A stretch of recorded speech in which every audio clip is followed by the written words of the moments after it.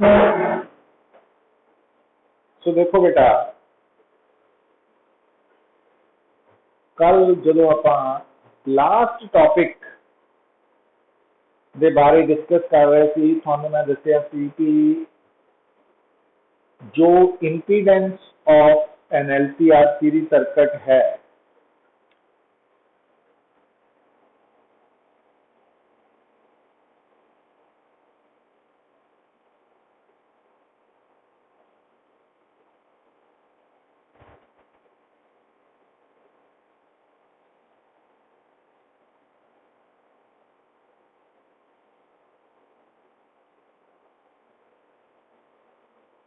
जो इंपीडेंस की जो वैल्यू है वो बेटा फ्रीक्वेंसी डिपेंडेंट है।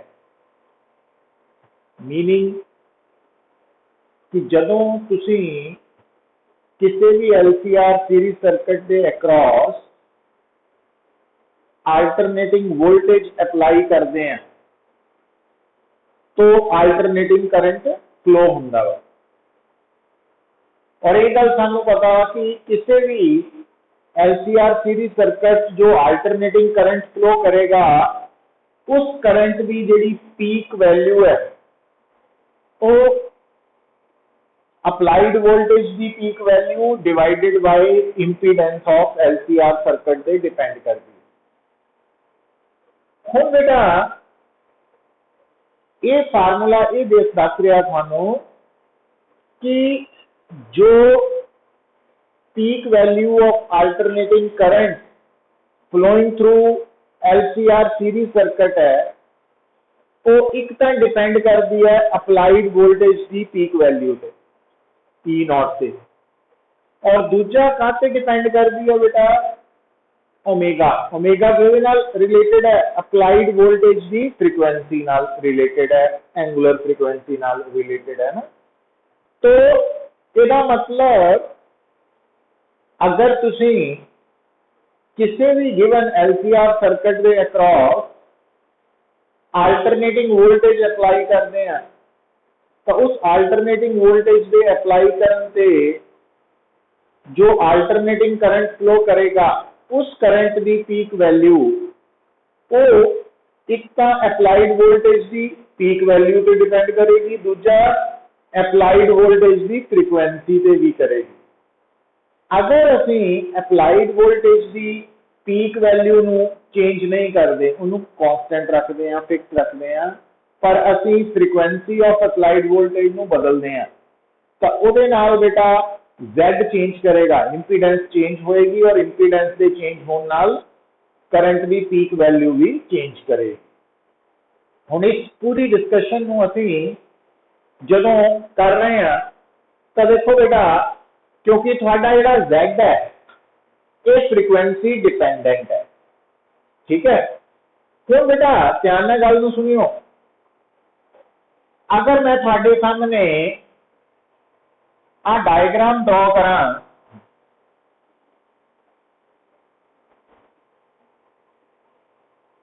आ जी डायग्राम है ये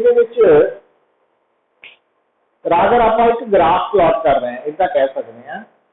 इस ग्राफ के एक वेरिएशन नोट करनी है कि जदों असी किसी भी LCR सीरीज सर्किट है, अगर थोड़े सामने आ एक गिवन LCR सीरीज सर्किट है तो फ्रीक्वेंसी दे चेंज होने नाल अप्लाइड वोल्टेज की फ्रीक्वेंसी दे चेंज करन नाल या करंट जिहड़ा कि LCR सर्किट चो फ्लो कर रहा उसकी फ्रीक्वेंसी दे चेंज होने नाल रेजिस्टेंस की वैल्यू पे कोई फर्क नहीं पैना, है ना, क्योंकि रेजिस्टेंस जिहड़ी है वो इंडिपेंडेंट ऑफ फ्रीक्वेंसी होंदी है। इसका मतलब रेजिस्टेंस का ग्राफ तो इदा आएगा, तो आ होएगा रेजिस्टेंस का ग्राफ। हुण बेटा जे असी XL, हम थानू पता XL जिहड़ा that is equal to omega L, तो अगर तुसी अप्लाइड वोल्टेज की फ्रीक्वेंसी नू इंक्रीज कर रहे हैं तो XL की वैल्यू भी इंक्रीज करेगी, तो ग्राफ आएगा तो ये रेजिस्टेंस है, ये एक्सएल है ना, एक्सएल ग्राफ है। और तीसरा ग्राफ के लिए आएगा बेटा सी, जिहड़ा सी है ਉਹਦੀ ऑपोजिशन ਨੂੰ ਅਸੀਂ कैपेसिटिव रिएक्टेंस बोलते हैं XC है ना। हुण XC कितना फ्रीक्वेंसी पे डिपेंडेंट है, 1/ωc इनवर्सली प्रोपोर्शनल टू। तो ਇਹਦਾ ग्राफ की आएगा कि ਜਦੋਂ ਅਸੀਂ फ्रीक्वेंसी ਨੂੰ इंक्रीज करांगे, मतलब ਜਦੋਂ फ्रीक्वेंसी लो होएगी, घट होएगी, तो ओमेगा स्मॉल होने करके XC ज्यादा होएगा। तो जो फ्रीक्वेंसी ਨੂੰ इंक्रीज किया जाएगा तो XC की वैल्यू डिक्रीज करेगी, है ना। और ये ग्राफ की शेप इदा आएगी, आ वेरिएशन जी है इस तरह आएगी।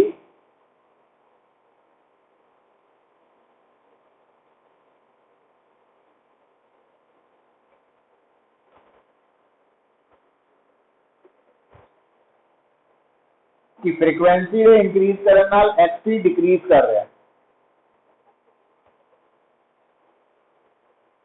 हम बेटा तुसी नोट की कर रहे हैं, देखो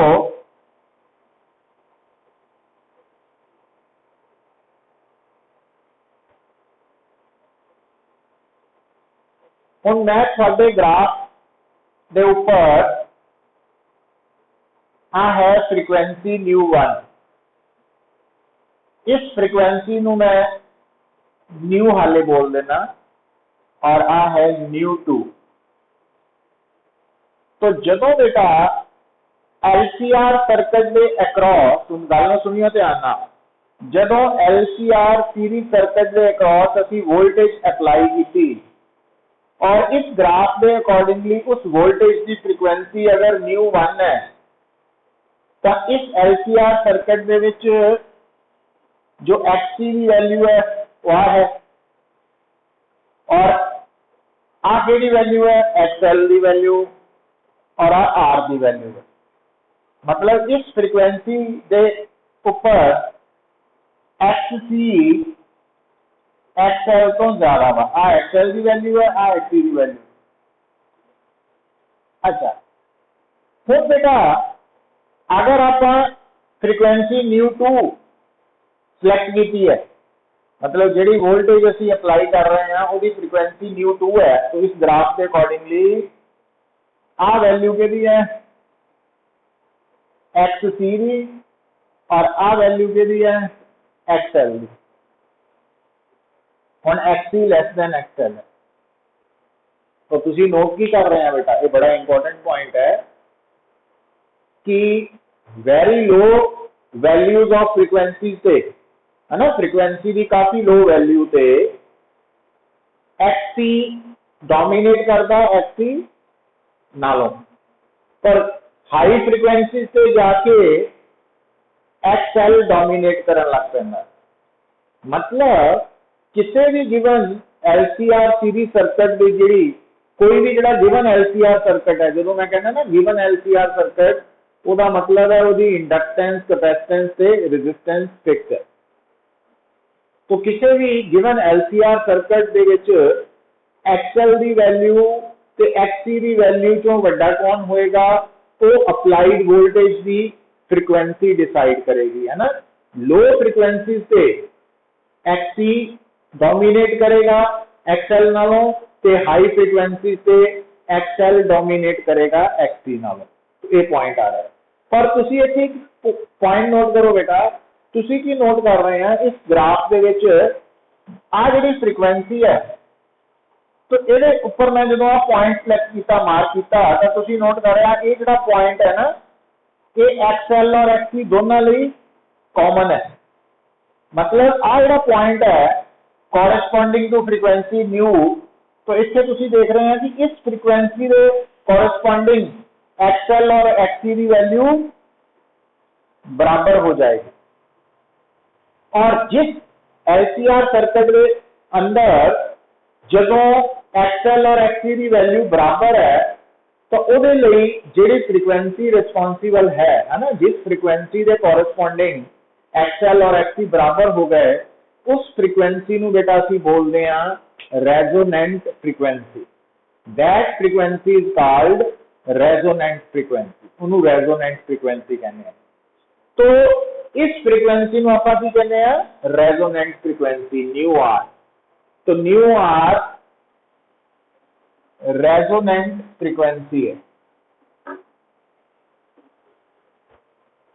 ਹੁਣ ਤੁਹਾਨੂੰ ਇਹ ਗੱਲ ਸਮਝ ਆ ਚੁੱਕੀ ਹੋਣੀ ਚਾਹੀਦੀ ਹੈ कि किसी भी गिवन LCR सर्किट के अक्रॉस जदों भी कोई अल्टरनेटिंग वोल्टेज अप्लाई की जाएगी तो उस LCR सीरीज सर्किट के जो XL की वैल्यू है तो XC की वैल्यू है वो बराबर भी हो सकती है तो नहीं भी हो सकती। तो जे नहीं है तो XL की वैल्यू XC तो ज़्यादा भी हो सकती, घट भी हो सकती। वो काहदे पे डिपेंड करता? अप्लाइड वोल्टेज की फ्रीक्वेंसी पे।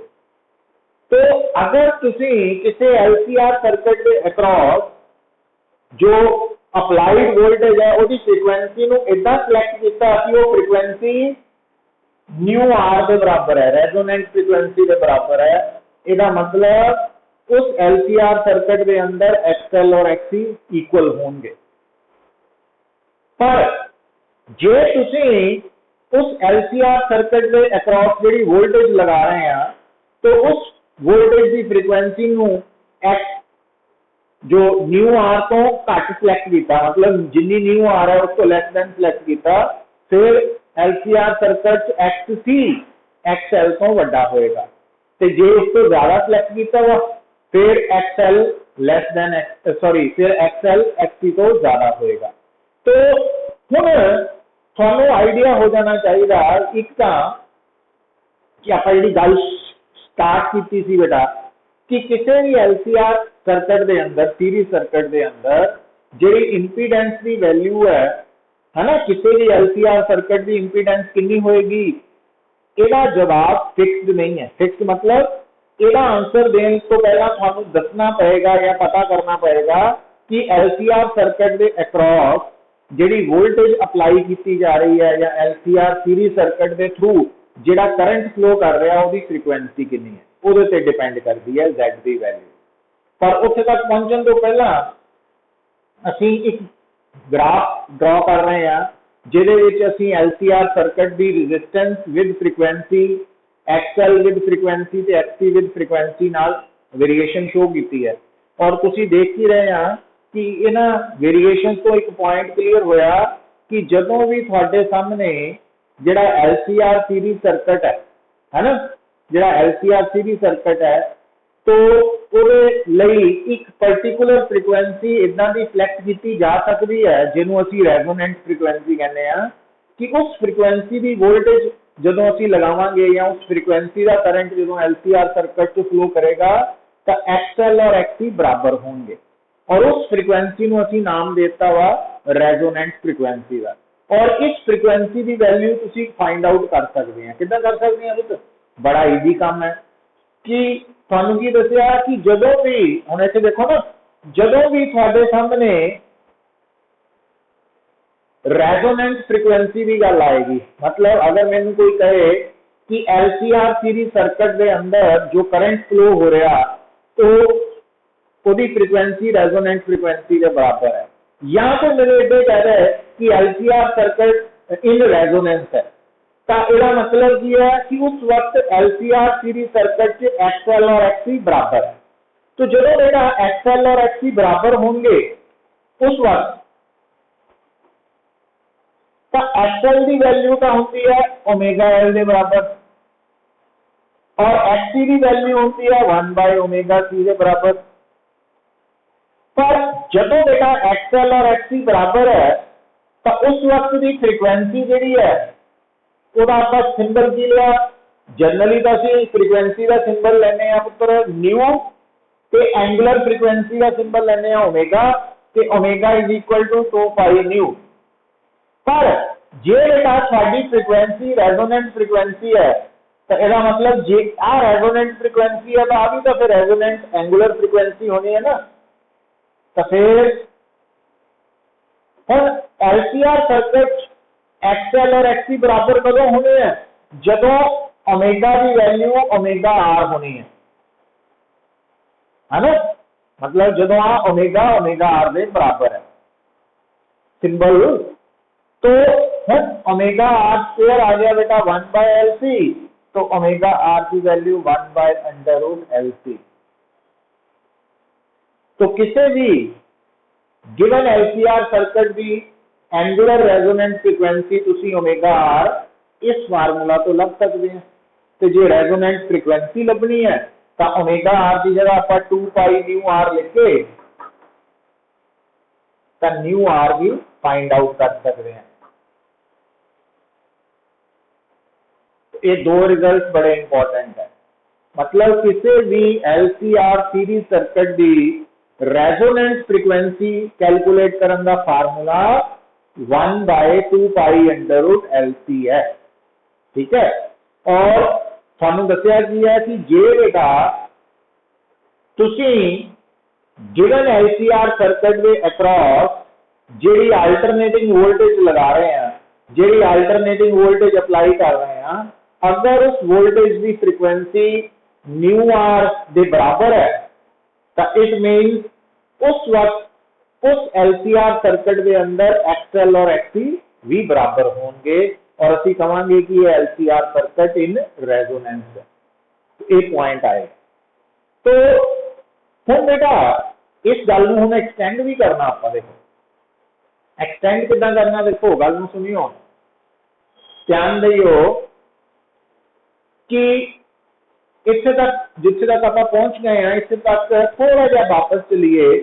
वापस क्यों जाना पुत्र, हुण आप ड्रॉ करिए पहला तो कि आ वाला ग्राफ है, आ वाला ग्राफ ये है resistance the variation with frequency, जो कि फर्क नहीं पैंदा, स्ट्रेट लाइन है पैरेलल टू। आ वाला ग्राफ है XL the variation with frequency है, एक्सटी विद फ्रीक्वेंसी है।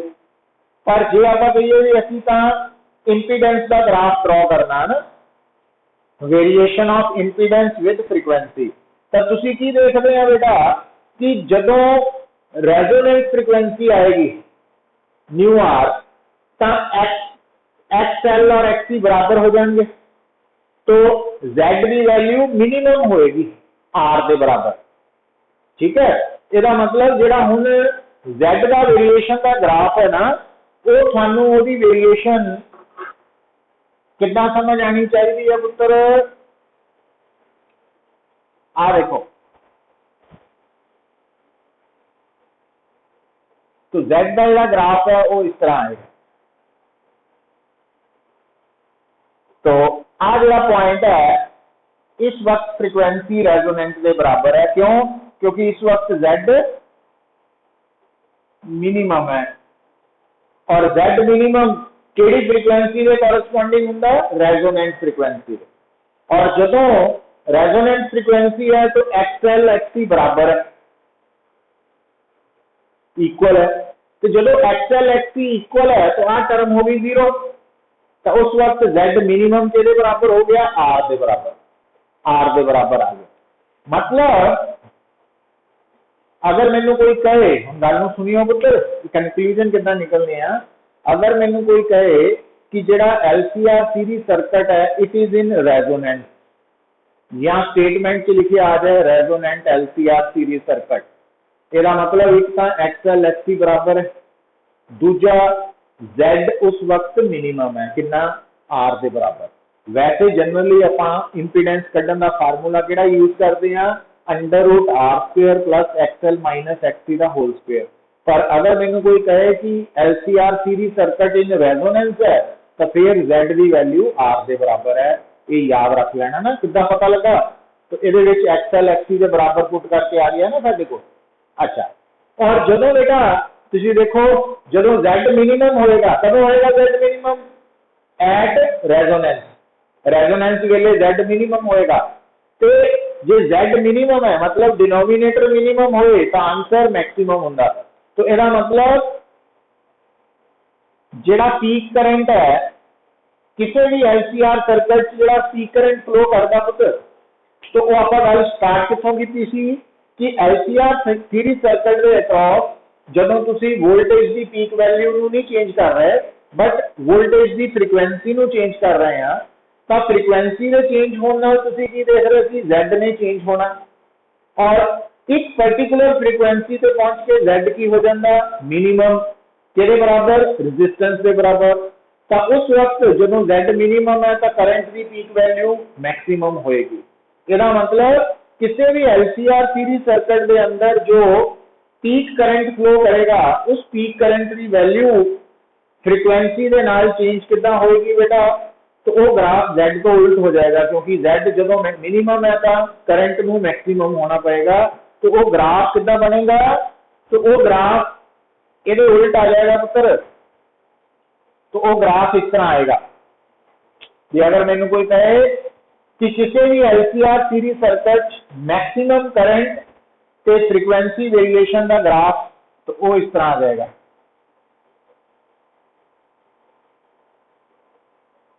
तो आई नॉट मैक्सिमम आएगा, कितना आएगा maximum, E not by Z और Z इसे R हो जाएगा ना, तो आई नॉट मैक्सिमम।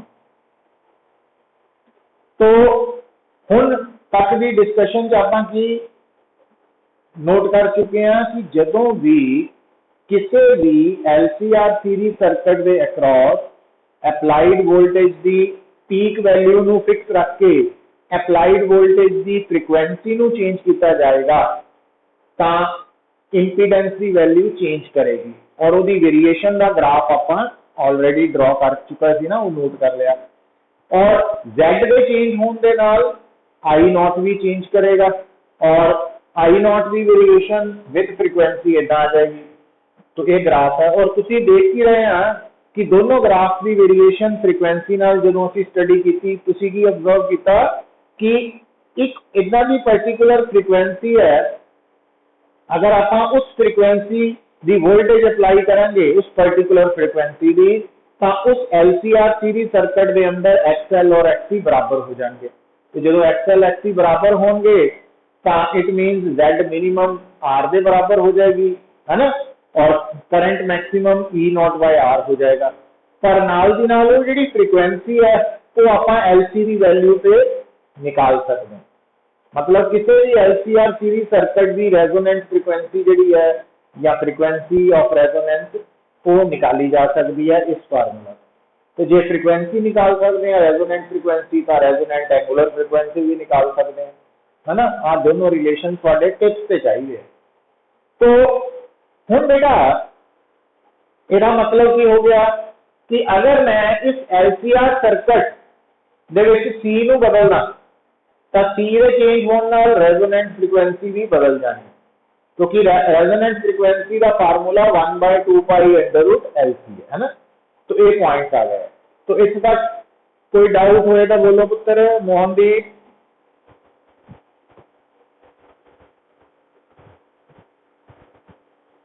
अर्शिया गर्ग,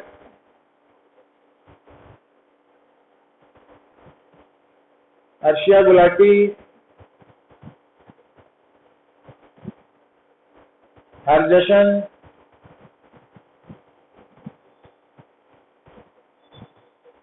फिर देखो बेटा हाले गल खत्म नहीं हुई। ये जी आप सारी डिस्कशन कर रहे हैं, यदा हैडिंग तुसी नोट कर सकते हैं, resonant LCR series circuit.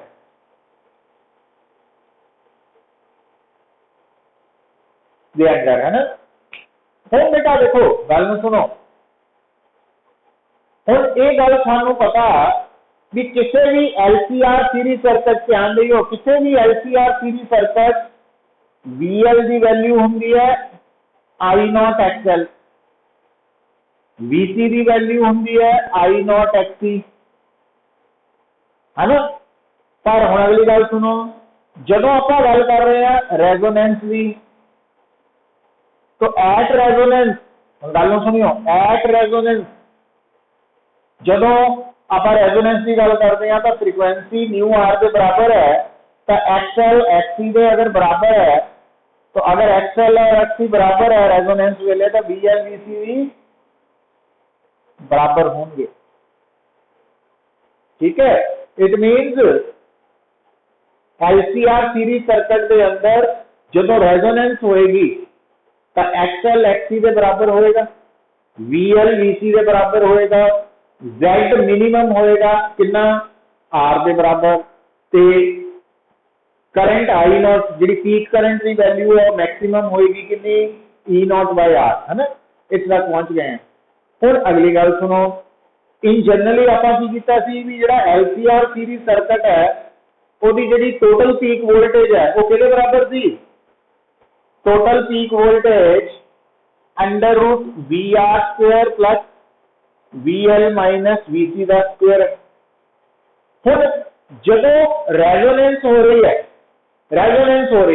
Resonance कदों हो रही है बेटा, जदों LCR सर्किट के अक्रॉस अप्लाइड वोल्टेज जिहड़ी है उसकी फ्रीक्वेंसी न्यू R के बराबर है या एंगुलर फ्रीक्वेंसी ओमेगा R के बराबर है, तो उस वक्त XL XC के बराबर है तो VL VC के बराबर है।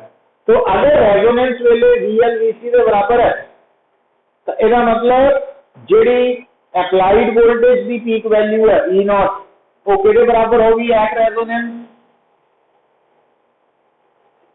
E नॉट VR के बराबर। तो अगर मैंने कोई कहे गल नूं सुनियो, तो अगर मैंने कोई कहे E नॉट की हुंदी है बेटा LCR सीरीज सर्किट के अक्रॉस जिहड़ी नेट वोल्टेज है ओदी पीक वैल्यू या अप्लाइड वोल्टेज की पीक वैल्यू भी कह सकते हैं।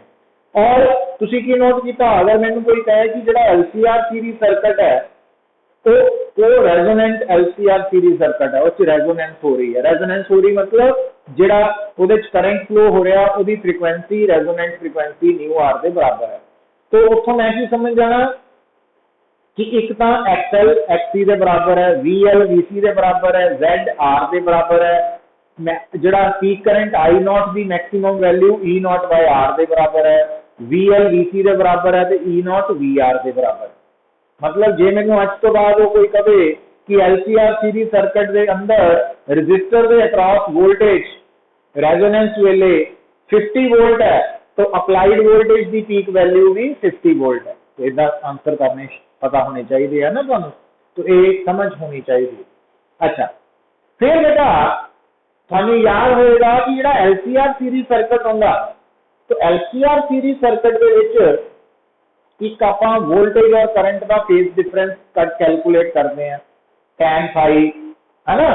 तो गल नूं सुनो, ध्यान दो कि जदों तुसीं LCR सीरीज सर्किट के अंदर वोल्टेज और करंट के विच फेज डिफरेंस कैलकुलेट करते हैं तो उन्होंने कैलकुलेट करने का फार्मूला तुसी tan phi XL minus XC by R या tan phi VL minus VC by R VR लिखते हैं, ये यूज करते हैं। और एट रेजोनेंस जब रेजोनेंस हो रही है तो इसका मतलब उस वक्त XL XC बराबर है या VL VC भी बराबर है। तो अगर XL XC बराबर है या VL VC बराबर है तो आ भी जीरो हो जाना, आ भी जीरो हो जाना। मतलब tan phi जीरो का मतलब की है phi भी जीरो, और phi जीरो का मतलब voltage and current are in phase with each other. Means उन्हें गल समझ जानी है कि अगर थानू कोई कहे कि LCR सीरीज सर्किट जो है उसके अंदर करंट और वोल्टेज इन फेज है तो उसका मतलब है कि LCR सीरीज सर्किट रेजोनेंस हो रही है। और अगर रेजोनेंस हो रही है तो XL XC बराबर है, VL VC बराबर है, Z R के बराबर है ना। तो ये रिजल्ट सारे थोड़े दिमाग से आ जाने चाहिए। तो अगर मैंने कोई कहे कि LCR series circuit in resonance है तो यह उल्टा है कि जी वोल्टेज करंट का फेज डिफरेंस जीरो है ना। तो जो वोल्टेज करंट का फेज डिफरेंस LCR सर्किट से जीरो है तो वो रेजोनेंस है, तो जो LCR सीरीज सर्किट रेजोनेंस है तो इट मीन वोल्टेज से करंट का फेज डिफरेंस जीरो है। तो ये रिजल्ट थानू याद होने चाहिए। अच्छा, फिर बेटा हुण थानू पता वा कि आपां एक टर्म डिस्कस करते हैं पावर फैक्टर। पावर फैक्टर नूं असीं cos phi दे नाल लिखते हैं मैथमेटिकली, और cos phi की वैल्यू डायरेक्टली phi तो भी आ सकती है ते r बाय z तो भी आ जाती है ना। हुण जिहड़ा पावर फैक्टर है तुहाडा cos फाई, तो हुण बेटा तुहानूं पता लग चुका वा कि जदों तुहाडा LCR सर्किट इन रेजोनेंस है, इन रेजोनेंस, तो उदों फाई जीरो है। LCR सीरीज सर्किट च फाई हमेशा जीरो नहीं है, जे इन रेजोनेंस दिता वा तां जीरो है, तो जो फाई जीरो है तो cos फाई cos जीरो 1, मतलब रेजोनेंट LCR सीरीज सर्किट का पावर फैक्टर हमेशा 1 हुंदा वा, 1 हुंदा वा, याद रखना तुसीं। तो हुण ये जिहड़ी वेरिएशन आपां डिस्कस कीती है सारी, कि एक तो तुहानूं क्लीयर हो जाना चाहिए इस पूरी डिस्कशन तो बाद कि किसी भी LCR सीरीज सर्किट की इंपीडेंस की वैल्यू फ्रीक्वेंसी डिपेंडेंट भी है ना। तो दूसरा थानू ये क्लीयर हो जाना चाहिए कि जी किसी भी LCR सीरीज सर्किट की इंपीडेंस है वो फ्रीक्वेंसी नाल वेरिएशन के ग्राफ की शेप केड़ी है। और तीसरा थानू पता लग जाना चाहिए कि हर LCR सीरीज सर्किट के लिए एक पर्टिकुलर फ्रीक्वेंसी फिक्स्ड है जिन्हों रेजोनेंट फ्रीक्वेंसी कहते हैं। तो वही वैल्यू तुसी इस फार्मूला को ऑब्टेन कर सकते हैं 1/2 पाई √LC। तो अगर इस फ्रीक्वेंसी की वोल्टेज या करंट फ्लो होएगा LCR सीरीज सर्किट तो Z मिनिमम होएगी R के बराबर, पीक करंट I0 मैक्सिमम होएगा E0/R के बराबर, देन XL XC बराबर होंगे, VL VC बराबर होंगे and phase difference between current end voltage zero होएगा। तो ये सारे रिजल्ट थोड़े दिमाग आ जाने चाहिए। तो इस तक बेटा किसी को कोई डाउट है तो बोलो।